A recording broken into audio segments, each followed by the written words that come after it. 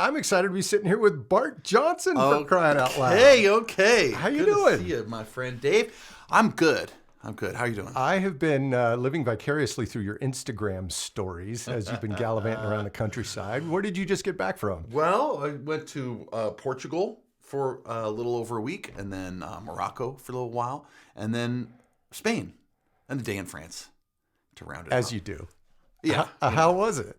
It was great, man. Morocco is cool. You know, you get down there and you don't expect to see all this stuff, but like, you know, the snake charmers and like a real snake, you know, like a cobra snake, like right in front of you, you know, like all that stuff. And it really feels like Indiana Jones. And then the people with said, hey, they were shooting Indiana Jones here 2 months ago, which was, you know, for movie guys. You get out your fedora, and how can you not feel like you're a part of all that, right? Yeah, That's man, awesome. it is cool. That's it's awesome. Cool. If you're like me, it's like, oh, yeah, anytime you get the chance to pretend you're indie, come on. Right. And there's not a lot of places in the world you can go and feel like, oh, this is Indiana Jones. Well, you went to Marrakesh, didn't you? We did, yeah. I mean, that's straight out of Raiders of the Lost Ark. Yeah. Remember? Yeah. There's only one place you can sell it, Marrakesh. I need $2,000. Actually, I forgot that. I totally forgot about that. They say Marrakesh in the movie. Yes. I totally forgot. Wow. You were right there. Yeah. I love it. Well, welcome back. Welcome back. Thanks. So I am very curious for anybody who doesn't know Bart. I wanted to introduce you to him because you need to know this man. He and I just finished making a movie together called Strong Fathers, Strong Daughters, which comes out on August 1st. And it's kind of hard to believe. I've been working on this film for a little over a year now, about a year and a month. And Bart came on. When did you come on? We were talking, probably September, October, something like that, because we shot in November. November, December, right? Yeah, we shot in November of 2021. Yeah. And December, and here it is June, almost July of 2022. So yeah, fairly quick for a turnaround for a pretty for a quick. movie. Yeah, really quick. Yeah. Although I haven't seen it yet because my director won't let me see it without a big theater. Which is, I will not let you see it without the proper screening, my friend. It's you know, I'm a little torn on how I feel about it, but I respect it. So I as a movie buff and a movie lover, yeah, I appreciate that. All right. So let's back up. Let's back up. So tell us about your journey into Hollywood. Oh man. You mean like from the beginning? Yeah, from the beginning, from way back. Well, when I was a little boy. When you were little Barton. I was on the set of a lot of really cool shows because my mom was a hairstylist, Charlene Johnson, one of the best in the biz. Like, she's the greatest. And she was on Mel's Diner and the Brady Bunch, Charlie's Angels, and all this great television. And I was the kid in the trailer, you know, and sat in the corner and kind of watched it all. And then she started doing movies. And then she did Mel Gibson's hair on a bunch of movies and John Travolta and did these big movies. And I just kind of watched and just observed and thought it was super cool and never really thought like that's what I want to do because it felt so big, even though I was right there. I mean, I was in the makeup trailer, which isn't exactly, I wasn't sitting in Video Village, you know, I wasn't like really a part of it. I was just kind of like on the outside observing, but I always thought it was really interesting and pretty fascinating. And then one day, I went to visit my mom on the set of Newsies, and that kind of changed everything. And I saw Christian Bale, and I got to know Christian Bale and David Moscow and Ellie Keats and like the whole gang on the set, and they were my age, and they were really cool.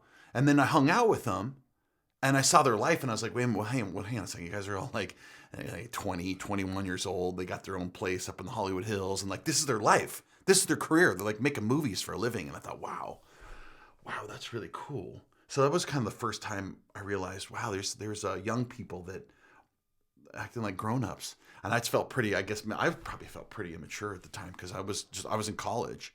And I went back to college for like another year. And randomly, someone said, hey, do you want an agent?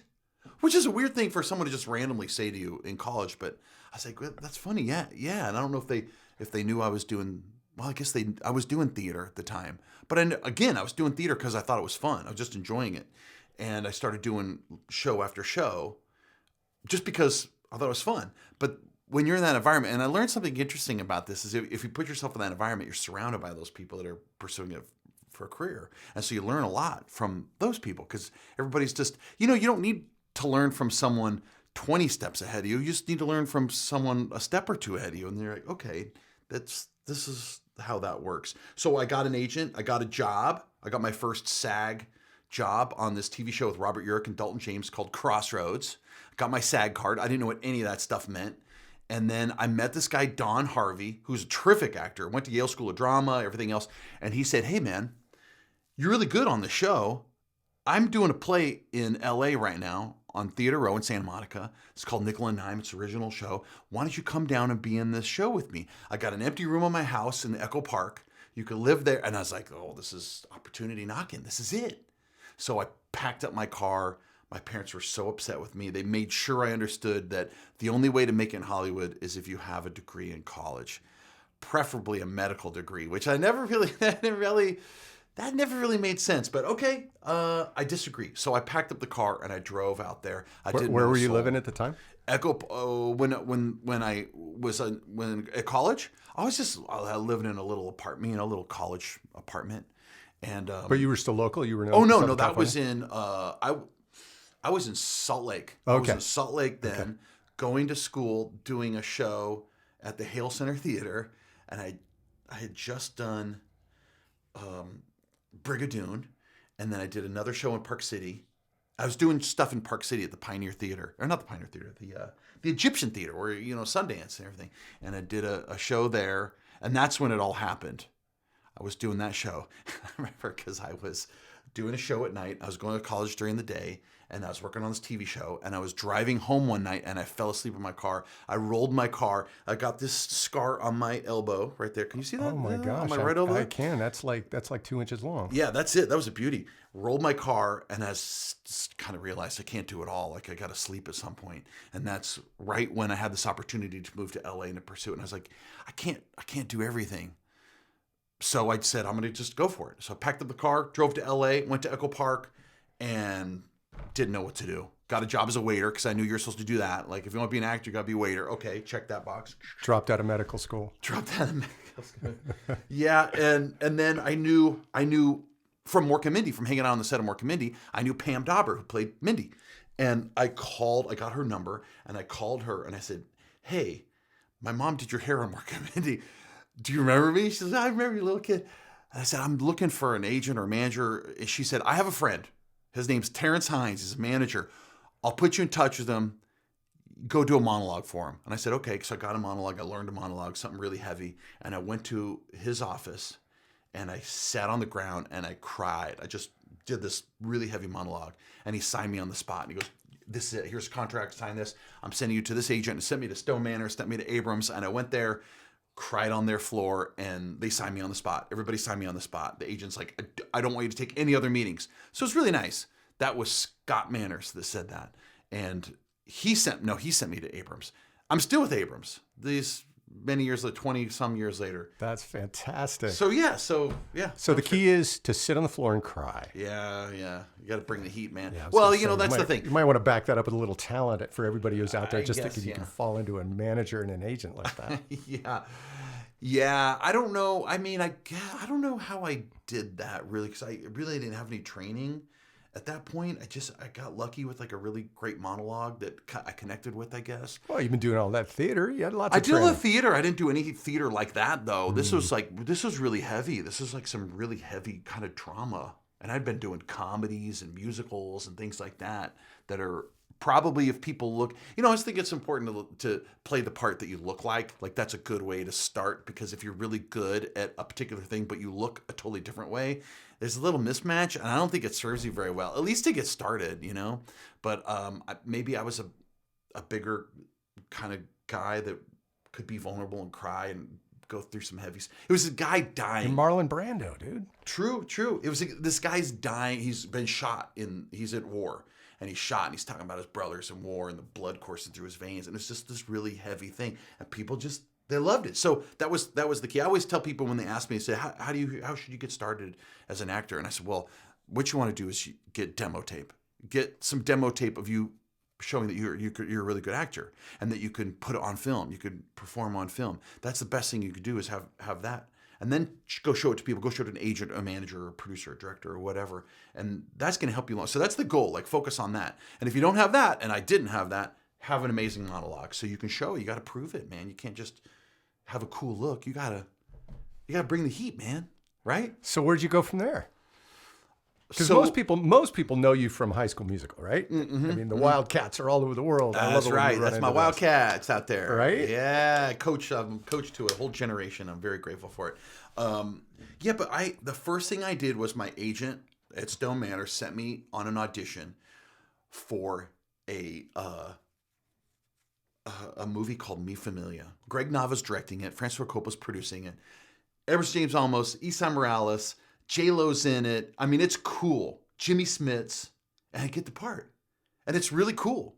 So I play a cop, which is what you do when you're starting out. You play a lot of cops. And I kill Esai Morales, he's kind of like the cool guy in the movie. So it's kind of a memorable part. And that was my very first job ever. Wow. Working for Francis Ford Coppola. What was it like being directed by him? Well, I didn't ever get directed by Francis Ford Coppola. I got directed by our director, Greg Nava, but he was on the set. Oh, okay. Which He was is producing the movie. He was producing, Gotcha. and I only saw him one day when he like showed up, and I'm like, that's Francis Ford Coppola, man. Yeah. Right there. I mean, my gosh, this is so cool. For my first movie. Amazing. I'm in East LA with all these cool actors. I got my life threatened that night because these gang members would show up. And they're like, you real cop, man? You real cop? And I'm like, no, dude, I'm acting. I don't even like cops. I do, but I had to say that. Right. I'm going to say whatever gets me out of trouble right now. Let's go get the real cops. No, yeah, it was great. That was a great movie. That was a great experience. And then I got a bunch of other movies and it went really well. And then I got a really terrific job called Hyperion Bay, which was created by the guys who wrote 30-something. And it was on the WB for Warner Brothers Television. And it was great. I was a series regular. It was my first time as a series regular. And it was, it's kind of funny because you're broke. I had, I don't know, $100 in my bank account. And all of a sudden, you're like grinding away as an actor. I'm grinding away for years and years and years. Working as a waiter. I get a job I could quit. Then I'm broke again. I'm back as a waiter. I got enough money for more acting classes. I get a job I quit. Back to waiting tables. I mean, it's just like back and forth. It's so brutal. But I always was studying. I was always studying. Always trying hard. I worked with Harry Master George and Howard Fine, and I spent most of my time with Ivana Chubbuck. She's the greatest. Like that was my favorite class. I spent years with Ivana Chubbuck. She's terrific. And then this series. Hyperion Bay. Hyperion Bay comes along, and they're casting in Los Angeles and Chicago and Vancouver and New York, and there was about 8,000 people up for this job. And I got it. And I can't believe I got this job. It was amazing. And I screwed up my audition. I totally flubbed a line in my audition. And then when I went to network, I don't know how I got to network. I go to network and I flubbed my line in network. I'm like, I'm not getting this part. Anyway, got this part. And it's funny because you got like $100 in your bank account. You've been grinding for years. And all of a sudden, they start sending limos to your house. And it's like, whoa. 0 to 100, right? Whoa. Oh, yeah, man. It's crazy. And I remember after a few months on that series, I looked at my bank account and I was like, wait a minute. I didn't understand the number. Like that. It was like, wait a minute. I'd count the zeros. Like, wait, 1, 2, 3, 4, 5. Oh, it was amazing, man. It was amazing. Is that just life-changing or what? That was incredible. Yeah, it was. It really was. It was. I mean, I had like, I didn't make millions, but like 6 digits. And for me, going for a 2-digit $100, guy, like a 3 digits, I'm doing pretty good. I had $100 there. Adding a couple of digits, man. Yeah. It's not too bad. It's crazy. So that was cool. But the best part, even better than the money, even better than all the fun stuff and the parties, and limos, and everything else, it's like you're doing good work.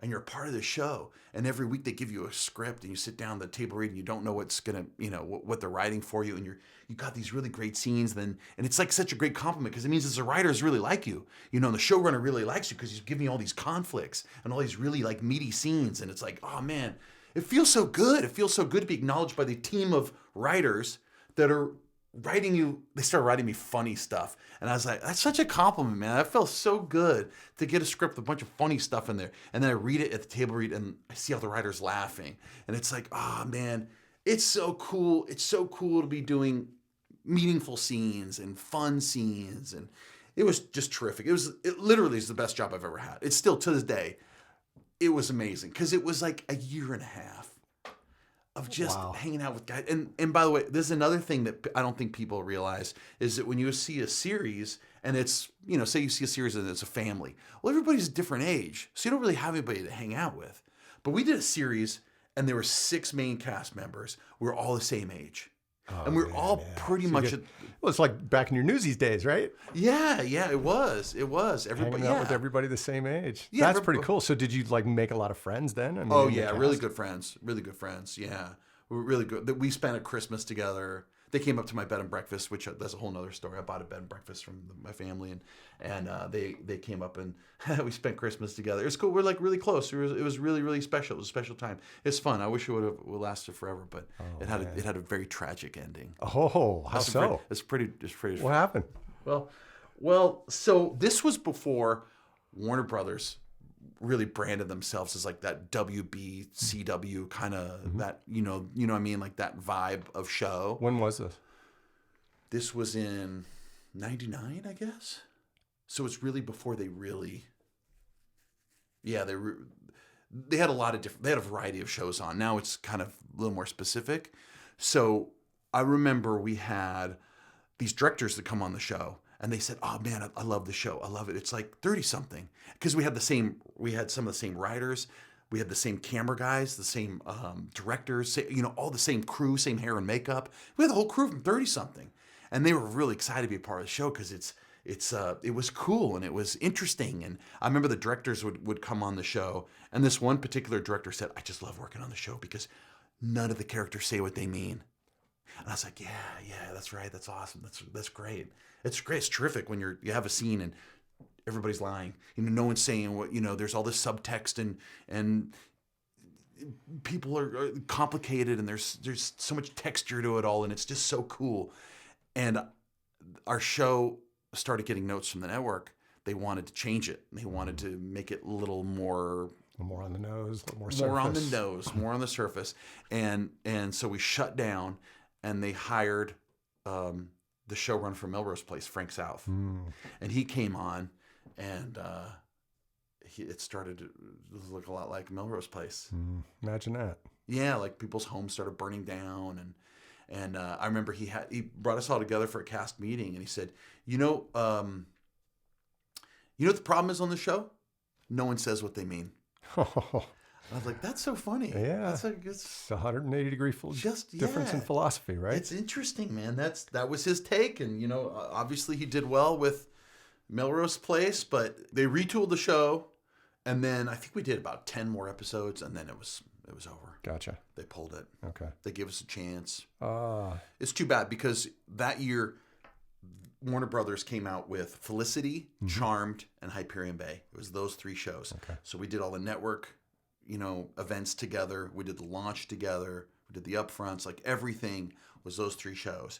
And I remember they were debating who was going to get the biggest budget because someone was going to get like a 9-day episode. The other guys were going to get a 7-day episode. Like who's going to get the money? And I remember like Charmed wasn't that great of a pilot. It was like, it's not very good. That show's going to die for sure. So is it going to be Hyperion Bay or Felicity? That's what everybody was talking about at the time.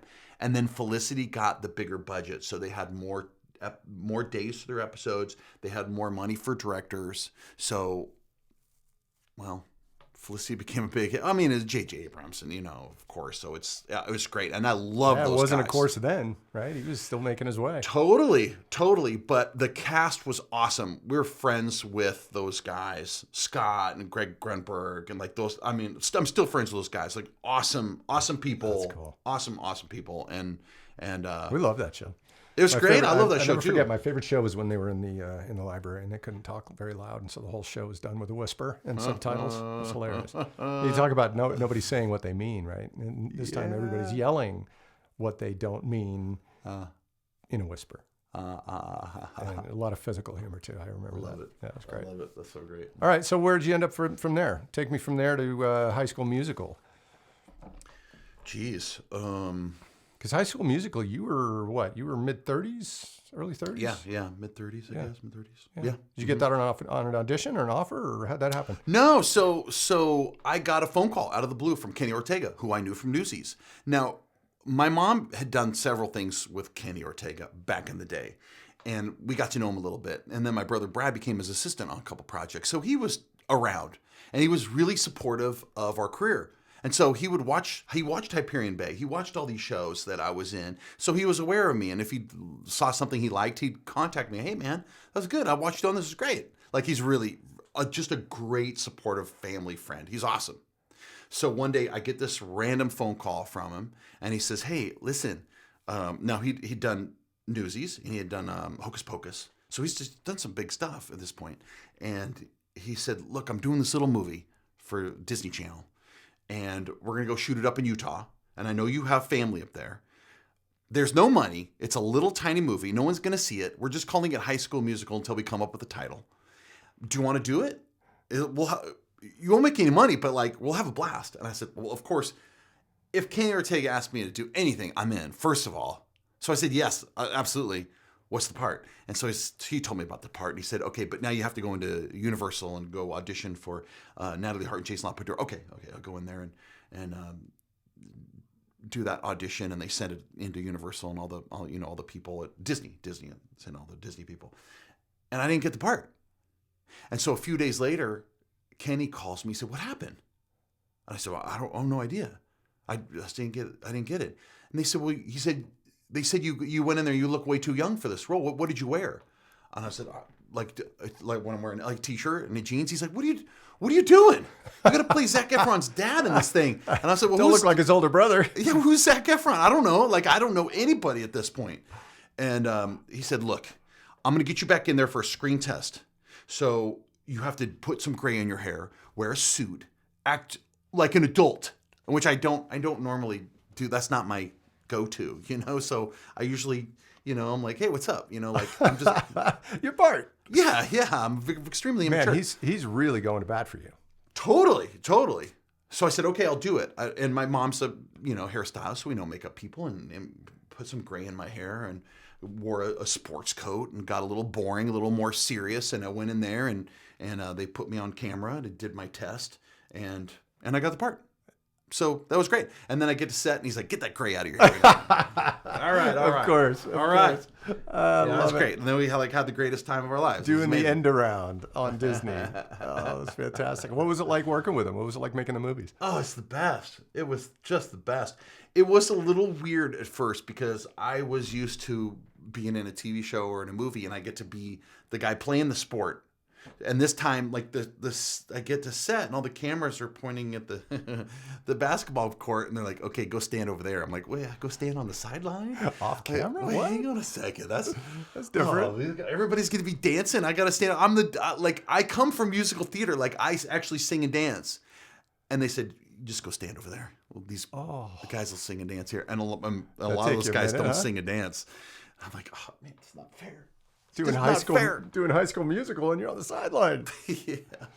Yeah, but it was great. I wouldn't trade it for anything. It was the greatest time. I had the best time, and the cast is amazing, and all the dancers were incredible. The choreographers are awesome, Bonnie and Chucky, and just everybody from top to bottom, incredible. But Kenny Ortega is the sole reason that thing is a success. He is absolutely incredible. He puts his heart and soul in that thing. He rewrites the music. He comes up with, all the choreography. He rewrites the dialogue in the movie, the lyrics in the songs. I mean, everything. He cares.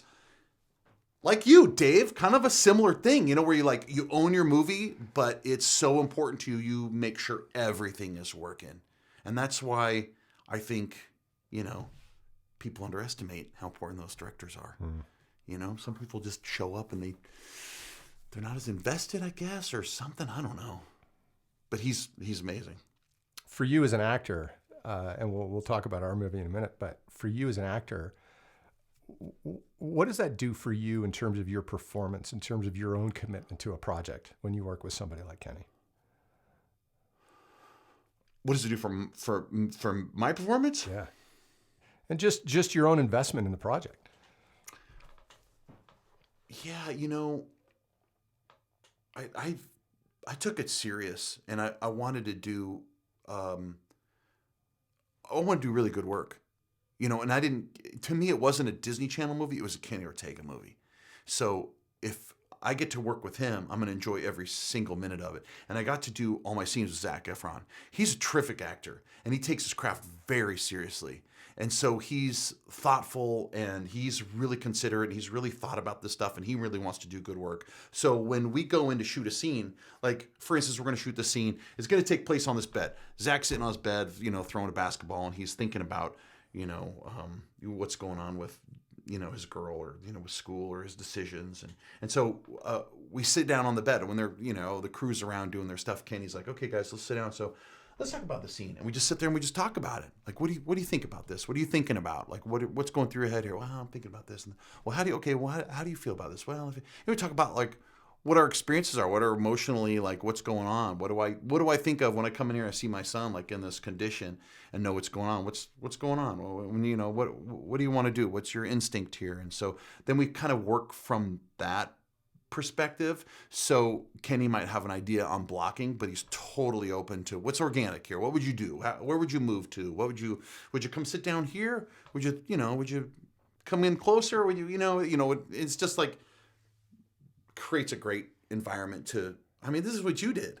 It sounds collaborative. It's great. It's so great. That's when it's so fun. I mean, even for me as a director, you've alluded a few times to that being our experience as well, and I appreciate that because it's taken me a long time and a lot of missteps along the way to finally learn kind of my craft.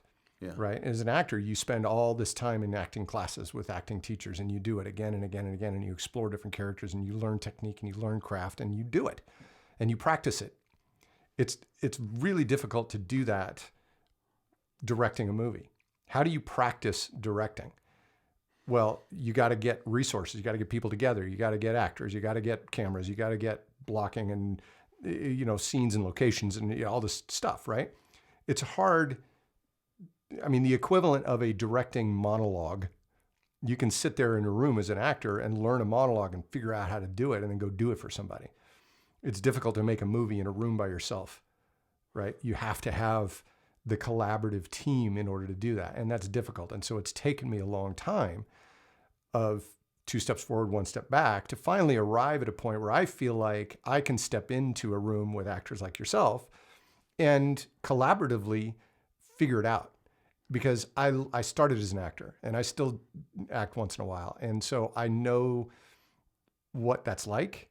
And so for me, I don't consider myself a particularly great actor or experienced actor, but I know it when I see it. And so when I get to work with people like you, Robyn and Carrie and all the rest of our cast, where everybody's coming together and working collaboratively like that and pushing each other just by instinct, just by reaction, just by being in the moment, it's so much fun as a director because half of my job is just getting you guys comfortable and making sure that you know what the scene is and the intention of your character within that scene. And if another character has another intention, I may not tell you that. I may tell them that, right? And so you guys have a great conflict within the scene, maybe with different intentions, but you're both so present that your reactions are real and your responses are real and it's not pre-thought, so to speak, beyond like, okay, here's the scenario.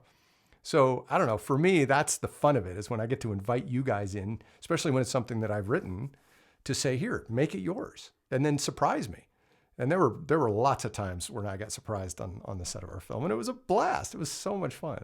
Take me back to the beginning of your experience on this movie. I'm curious what it was like from your perspective. From the beginning? Yeah. So I heard about this from my agent, just out of the blue. Hey, there's this project. These guys are asking about you. You take a look at the script. And I was like, okay. And that usually doesn't lead to a great script. Usually when a script comes out of the blue, it's, odds are it's mediocre, especially if it's an offer, this is an offer for you to look at right now. This film's going to be made. Okay. So I read the script and I'm like, this script's really good. So what's going on here? Who are these guys? What's going on? Why are they looking at me? Because there's a lot of people you can look at in Hollywood. There's a lot of people you can go make an offer with and take a meeting. So I was really curious what was it that they saw of me or of mine? And so it was a little bit mysterious. And then we sat down. It was interesting because we had so much in common. And we're like, okay, these are my people. Like, I don't know how you guys found me. Like, if you think about it, like, there's so many people in this town that you could have had that meeting with and probably had great meetings. But we had so much in common, like same energy and same kind of... Oh, it was pretty cool. It's pretty crazy. And it was like, and then we became a big joke, right? Like, I look over and I see your flight bag. You know, Yeah, we're right, both pilots. right, And, you know, like, what... Right. So many things. Steph was joking that we had our bromance on set. You know? Well, we found you through our casting directors, through Lisa London and Catherine Stroud. They really spoke highly of you, and Robyn, of course. Robyn kind of came into the package later, and I wasn't familiar with you. I'd never seen you before. I didn't know your stuff. I hadn't seen High School Musical. My kids were big fans. They had it on all the time. And so I just went and investigated. And you know what I found? You know what the very first thing I found of yours was? What's your that? family vlog when you went scuba diving. Because you have a YouTube channel, or you had right. something on YouTube. And I watched this and I thought, my gosh, this guy vlogs with his family.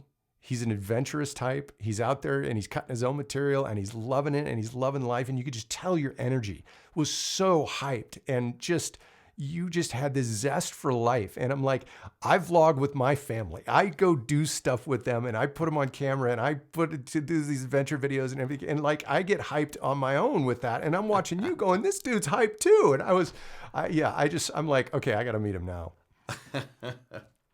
That's crazy, man. That's crazy. But yeah, I mean, it's so interesting. Some of the more important jobs I've ever had in my life have had a strange kind of connection like that. So yeah, weird that brought us together, especially now knowing how much we have in common and how much we share this vision of how things should be in this, in most particularly this movie, how this movie should be and how this character should interpret things and experience the world and be conflicted with his daughter's decisions. And like I don't think we ever had a second of, I'm not sure I agree with what your take is on it's more well, like, you're a dad of a daughter, right? yeah. So tell us a little bit about the movie then, because we haven't really talked about what we it haven't is, talked about the movie. right? So yeah, I reading the script and I thought this sounds like someone's been watching me because I'm a soccer coach. I coach my daughter's teams.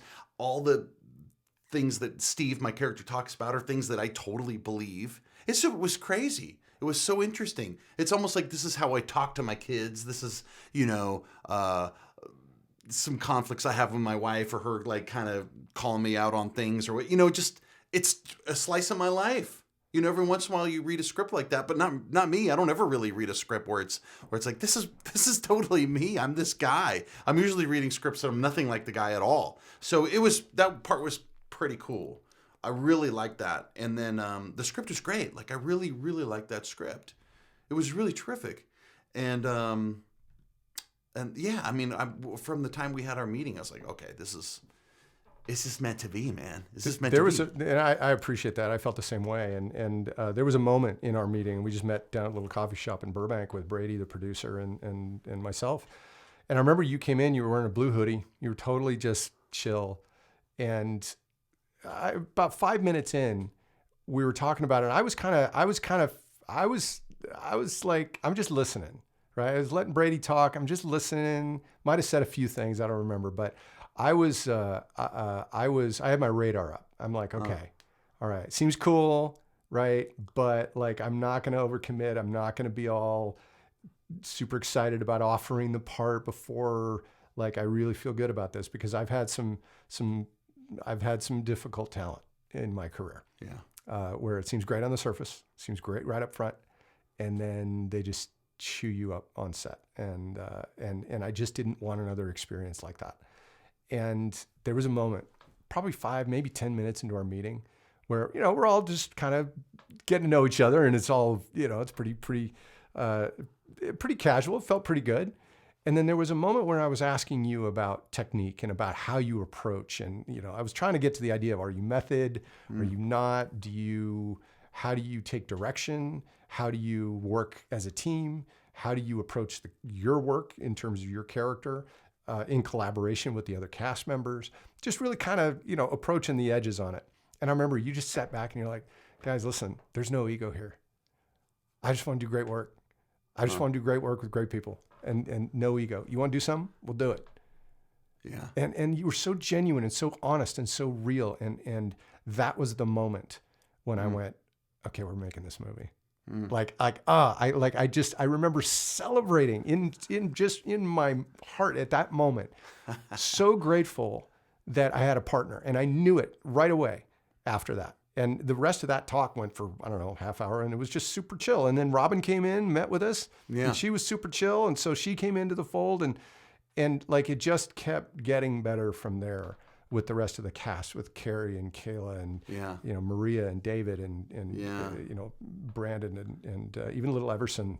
Wait till you see her in the film. I mean, she's got some really wonderful moments. So for me, it was a highlight of my career working with you guys, working with this cast, and I'm just really grateful. I'm grateful you brought your A game to this. What I really liked about this was, it's not really clear when you're wrong. Like as a dad, I mean, the script could have been, oh, you have all these dreams for your daughter that are clearly not in her best interest. And the script wasn't like that. It was more real for my character. I remember it's not black and white. It's much more great, like real life. Like I'm trying to do the best for my kids, like right now in my real life. Like I'm trying to do the best. And I'm constantly asking myself, okay, is this what I should do? Like, I don't want to force my kid to go off to camp.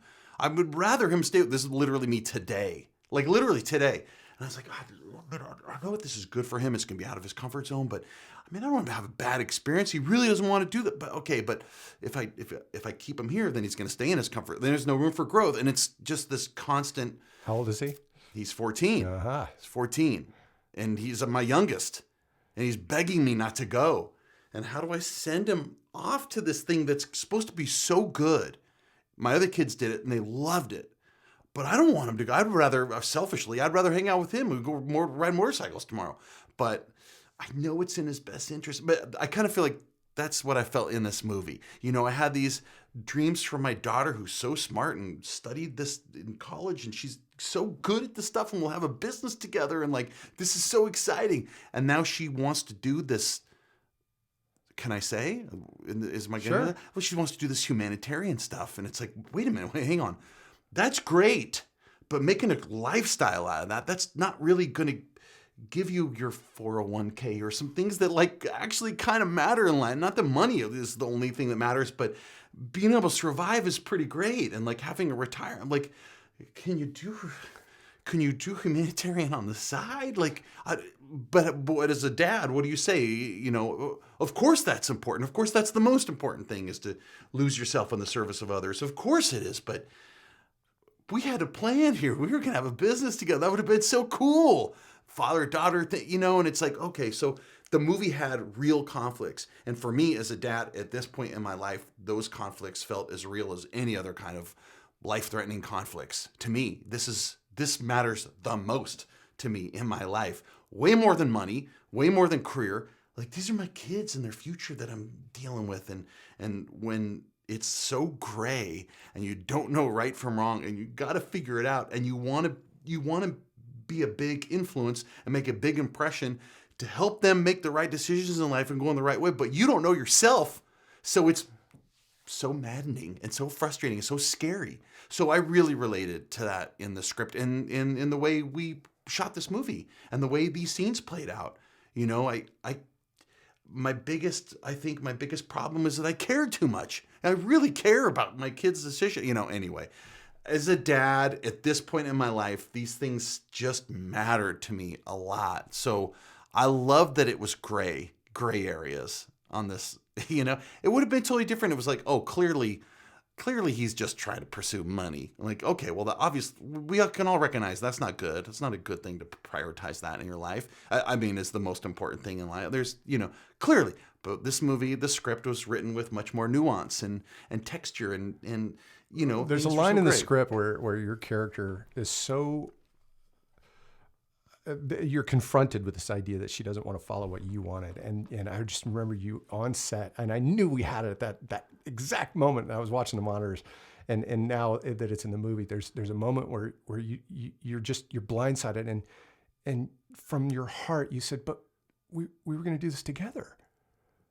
And you're confronted with this idea for the first time that may not be the case. Yeah. And for any dad out there who is going through a moment where his daughter is in her early 20s, as Carrie plays in this movie, the character of Abby, who's starting to recognize that his little girl is making decisions of her own, and she is an adult, whether he likes to believe it or not. It's a hard space to be. My daughter just turned 22. So I'm dealing with that exact same thing. And my younger daughter, Abby, who's now 20, she's coming through that same spot on her own. And I'm having to deal with that same thing. And so when I saw you do it with such authenticity and such heart, I knew we were off to the races with it. And the journey that Steve, your character, goes through in this movie, and the kind of nuance that you brought to it, it was really clear to me that you'd lived this and that you were honoring the spirit of this with your own experience. And I really appreciated that. And the fact that Robyn came in too, for those of you who don't know, Robyn Lively is married to Bart. Yes. How long you guys been married? Well, it's going to be 23 years here in September. Congratulations. 23 years. Congratulations. Man. Thank you very much. It's very So exciting. we were very privileged to have Robyn and Bart play Steve and Connie in this movie. And you guys had such incredible chemistry. There's one scene, and I won't give it away because you haven't seen it yet, but I think you know the scene I'm talking about, where we had 2 takes at it. One was kind of a rehearsal take, blocking take. And then really we only had 1 take at it for performance. Right. And it's really a very crucial scene in the movie. And I was blown away by what you guys pulled off in those 2 minutes. And we did it as a single take. And I just remember pushing the camera on a dolly. I was going to say, closer and closer and closer and closer and closer. And the whole thing is done in 1 take. And it was very difficult for me to keep it together during that, watching you guys work together. And the honesty that Robyn gave about her relationship with her dad, that it was clear to me that she was bringing into the performance, but also asking you about your relationship with your girls and what do you want them to want? Do you want them to want this, or do you want them to want that? And it's just this crucial moment for your character of Steve. And it's indelible for me. I can't wait for the audience to see it. I can't wait for you guys to see it, because you have a lot to be proud of there. And it all, to me, the whole movie coalesced in that moment. And it was pretty special. So, well, that was a real special treat for me to have these scenes with Robyn, because we'd been married for 23 years and we've been in several projects together, but our characters never interact much. You know, they say a line to each other as they pass each other or something. But this is the first time we've had full scenes together. And this movie, we had meaningful and thoughtful and tender, beautiful scenes. And then we had some funny, silly, comedic scenes. Like, we had a whole variety of stuff, and we had the greatest time. And when it was done, we said, man, that was like way better than we even thought it would be. Like, we had so much fun with each other. Now we're talking about, we got to look for more stuff to work together, because we just loved it. It was really, really fun. That's so great. I'm looking forward to sort of having our little cast reunion where you guys all get to watch it, and now we can actually talk about the movie and our experiences, and we don't have to have the lid on it, you know. Yeah, so that'll be great. So we're hoping to have our cast and crew screening sometime in July, and the movie hits the streaming platform for Sony, for pureflix.com, August 1st. So it's not too far from now. Coming up. This is getting exciting. I hope people love it. I think they will, right? I think they will. I think they will. There's so much heart to it. And, you know, listen, I mean, I obviously come at it from a very, very subjective, I can't, I'm too close to it. Yeah. You know what I mean? Yeah. But even with that, I know we have something special, and I'm so proud of you guys. Just all the work you put in, all the heart that you've brought to this. Can't wait to work with you guys again. I mean, you know, everybody, top to bottom. And, you know, you're right at that. I mean, we got to find something to go do with, like, planes and motorcycles. And yes, we do. Blowing stuff up. Yes. we need to go do some kind of a fun action comedy. I think that'd be that'd be really good. Amazing. Well, I'm working on one right now, and I'll let you know when it's ready. I'm in. I don't know what it is, but I'm in. Awesome. All right. So what's next? What's next for you? Well, I don't know. What are you working on? Well, I'm recurring with Robyn on 911 Lone Star with Rob Lowe, which is cool. That's been really fun. We just did a couple episodes, and then we're supposed to do a bunch more next season, which is great. Robyn's shooting a movie in Nashville right now, and I don't know. I was just writing, and looking to see what's next. All right, fantastic. Yeah. Well, we'll look forward to keeping up and making sure we know what's next, and Awesome. We'll have you back and you can talk about what's next. Yeah. Maybe it's something we do together. Yes, let's Awesome. do that. Keep people in the loop. Well, Bart, thank you so much for coming. Hopefully we can do this with Robyn too, or maybe the That'd be three cool. of us- That'd be three of great. us can sit down. That'd be fun. So, all right, we'll do that. And my best to your family and your kids too. I never did get a chance to thank them for loaning us both their parents for the duration of the shoot. So we'll have to do that at some point. Yeah, that's cool. All right. We'll see you next time. All right. Thanks, Dave.